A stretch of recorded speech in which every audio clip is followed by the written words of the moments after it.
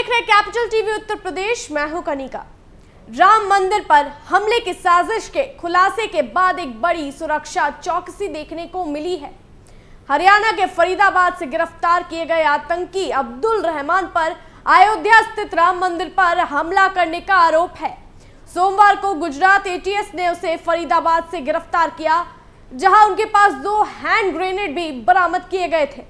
बताया जा रहा है कि वह राम मंदिर पर हमला करने के लिए तैयार था और उसने मंदिर की सुरक्षा व्यवस्था की जानकारी भी जुटाई थी। अब्दुल रहमान पाकिस्तान के आतंकी संगठन आईएसआई से जुड़ा हुआ था और कई कट्टरपंथी जमातों से भी उसका संबंध था। वह राम मंदिर की रेकी करने के बाद हमले के लिए योजना बना रहा था। वह 19 साल का था और अयोध्या का निवासी था। सुरक्षा एजेंसियों ने उसे समय रहते गिरफ्तार कर लिया, जिससे एक बड़ी आतंकी साजिश को नाकाम किया गया है। यूपी एटीएस अब फरीदाबाद में जाकर उससे पूछताछ करेगी ताकि साजिश में शामिल अन्य लोगों का पता चल सके और आगे ऐसी दुर्घटना न घटे। यह घटना यह दर्शाती है कि धार्मिक स्थलों पर आतंकवादी हमलों का खतरा लगातार बना हुआ है और सुरक्षा एजेंसियों को सतर्क रहना होगा।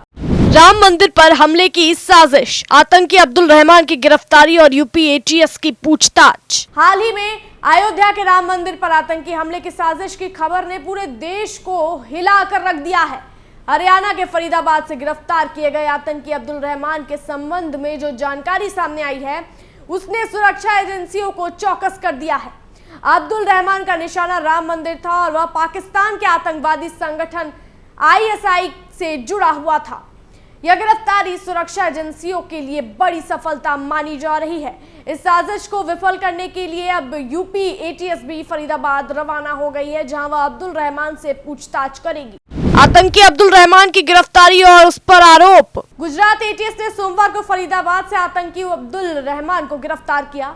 उसके पास से 2 हैंड ग्रेनेड भी बरामद किए गए। अब्दुल रहमान का मुख्य उद्देश्य अयोध्या के राम मंदिर पर आतंकी हमला करना था। उसने राम मंदिर की कई बार रेकी की थी और सुरक्षा की जानकारी भी इकट्ठा की थी। इसके बाद वह राम मंदिर पर हमले के लिए तैयार था। उसे ग्रेनेड दिए गए थे और वह ट्रेन से फरीदाबाद से अयोध्या लौटने वाला था, लेकिन सुरक्षा एजेंसियों को पहले ही इस साजिश के बारे में जानकारी मिल गई थी, जिसके बाद गुजरात एटीएस ने उसे गिरफ्तार कर लिया। अब्दुल रहमान की गिरफ्तारी के बाद यूपी एटीएस की एक टीम भी फरीदाबाद रवाना हो गई है। वे अब्दुल रहमान से पूछताछ कर सकते हैं ताकि यह पता चल सके कि इस आतंकी साजिश में और कौन लोग शामिल थे और उसके पीछे कौन से नेटवर्क काम कर रहे थे।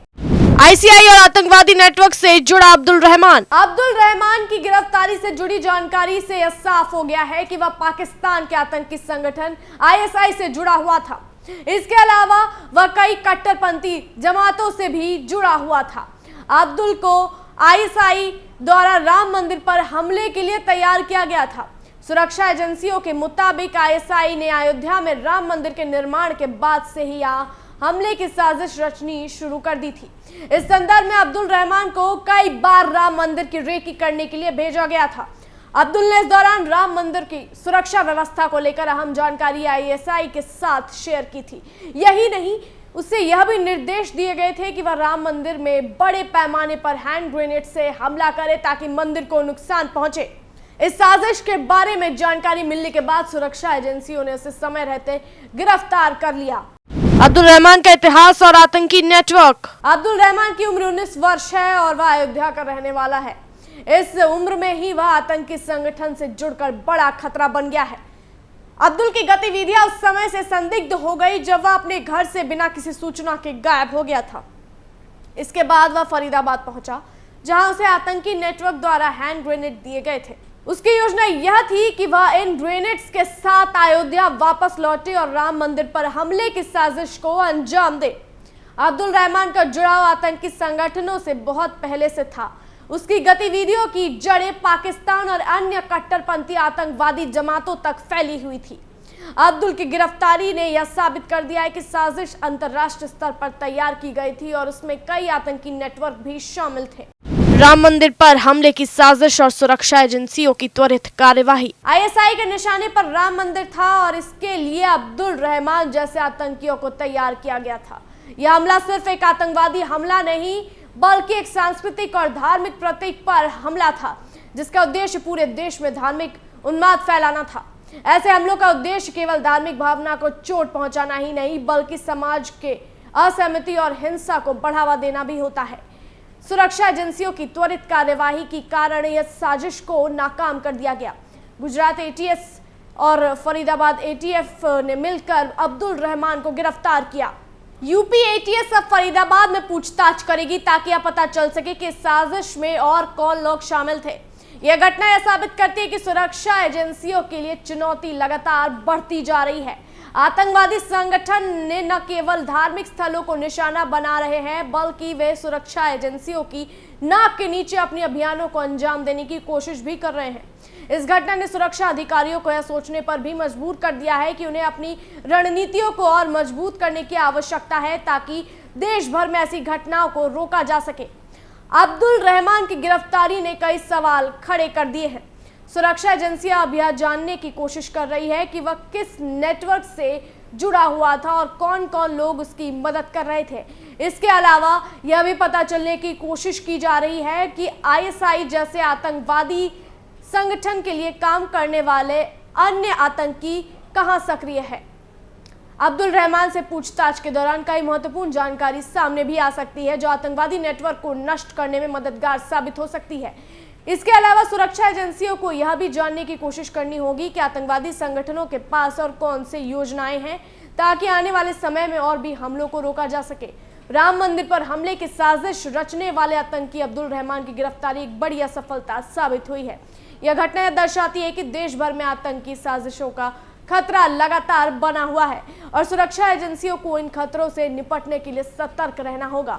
अब्दुल रहमान की गिरफ्तारी और उसके बाद की पूछताछ से सुरक्षा एजेंसियां आतंकवादी नेटवर्क का पर्दाफाश करने में सफल हो सकती है। इस घटना ने यह भी साबित किया है कि सुरक्षा एजेंसियां समय रहते साजिशों को नाकाम कर सकती है बशर्ते उन्हें सही जानकारी और त्वरित कार्रवाई का मौका मिले। अब्दुल रहमान की गिरफ्तारी ने न केवल एक बड़ी आतंकी साजिश को नाकाम किया है बल्कि यह भी साबित कर दिया है कि सुरक्षा एजेंसियां कितनी सतर्क और सक्रिय हैं। राम मंदिर जैसे ऐतिहासिक और धार्मिक स्थलों को आतंकवादियों का निशाना बनाना न केवल देश की सुरक्षा के लिए खतरा है बल्कि यह समाज में असमंजस और भय का माहौल भी उत्पन्न करता है। हालांकि इस बार सुरक्षा एजेंसियां सही समय पर हरकत में आई, लेकिन यह एक चेतावनी है कि आतंकवादी संगठन लगातार अपनी साजिशों को अंजाम देने के लिए नए रास्ते अपनाने में लगे हैं। अब्दुल रहमान की गिरफ्तारी से यह भी साफ हो गया है कि आतंकवादियों का नेटवर्क सिर्फ एक स्थान तक सीमित नहीं है बल्कि यह एक अंतर्राष्ट्रीय स्तर पर फैला हुआ है। पाकिस्तान जैसे देशों से जुड़े आतंकवादी संगठन भारत में धार्मिक भावनाओं को आहत करने और सांप्रदायिक तनाव पैदा करने के लिए इस तरह की साजिशों को अंजाम देने की कोशिश कर रहे हैं। सुरक्षा एजेंसियों के लिए एक बड़ी सफलता है, लेकिन यह भी जरूरी है कि वे अपनी रणनीतियों को लगातार अपडेट करें ताकि भविष्य में ऐसी घटनाओं को पहले ही रोका जा सके। अब्दुल रहमान से पूछताछ में जो जानकारी सामने आएगी उससे इस नेटवर्क के अन्य आतंकियों का पर्दाफाश हो सकता है। आने वाले समय में यह घटना यह साबित करेगी कि भारतीय सुरक्षा एजेंसियों की तत्परता और एकजुटता के चलते देश को कोई बड़े खतरे से बचाया गया है और इस प्रकार की आतंकी साजिशों को नाकाम करने के लिए निरंतर प्रयास जरूरी है। ऐसी अन्य जानकारियों के लिए देखते रहिए कैपिटल टीवी उत्तर प्रदेश। अगर जानकारी पसंद आई हो तो वीडियो को लाइक करना और चैनल को सब्सक्राइब करना ना भूलें।